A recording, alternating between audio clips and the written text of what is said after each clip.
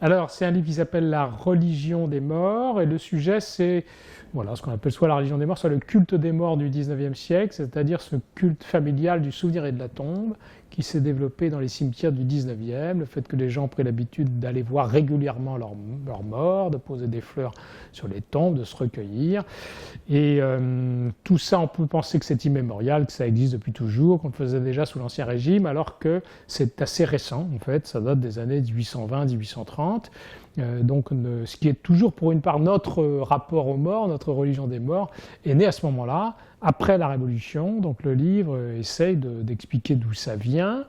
Et l'autre volet, l'autre aspect du sujet, c'est qu'on ne soupçonne souvent pas à quel point les cimetières d'Ancien Régime étaient différents de ceux du XIXe siècle, à l'intérieur desquels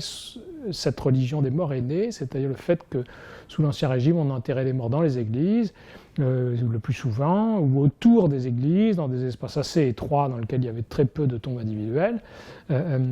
et que ces cimetières qu'on connaît nous aujourd'hui, et qui prennent beaucoup de place dans les villes et même dans les villages, sont nés au XIXe. Et donc c'est vraiment dans ce nouvel espace des morts qui s'invente à ce moment-là, qu'un nouveau rapport aux morts va s'inventer, ce culte des morts auquel je me suis intéressé. Eh bien, beaucoup de sources, parce que c'est un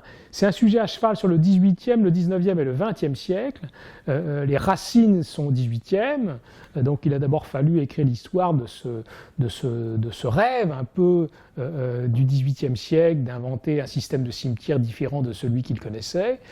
Donc il y a des sources du XVIIIe, toutes les sources relatives à la réforme des cimetières entreprise par le roi Louis XVI à la fin de l'Ancien Régime,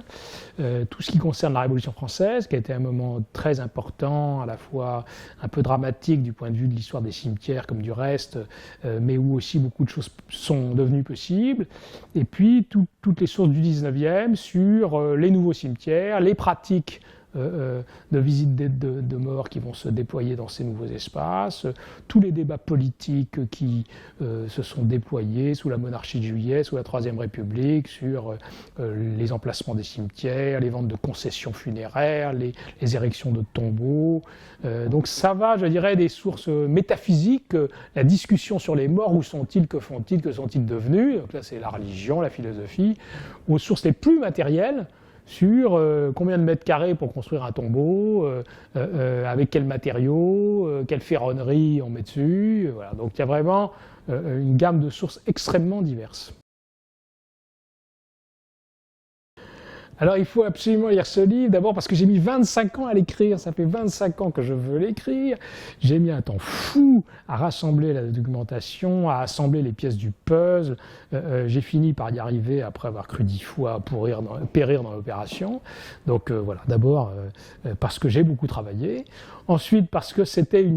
un livre qu'avait voulu écrire un monsieur que j'admire énormément, qui s'appelait Philippe Ariès, qui était un très grand historien des mentalités du XXe siècle, il est mort en 84, et c'est un peu l'inventeur de l'histoire de la mort en France.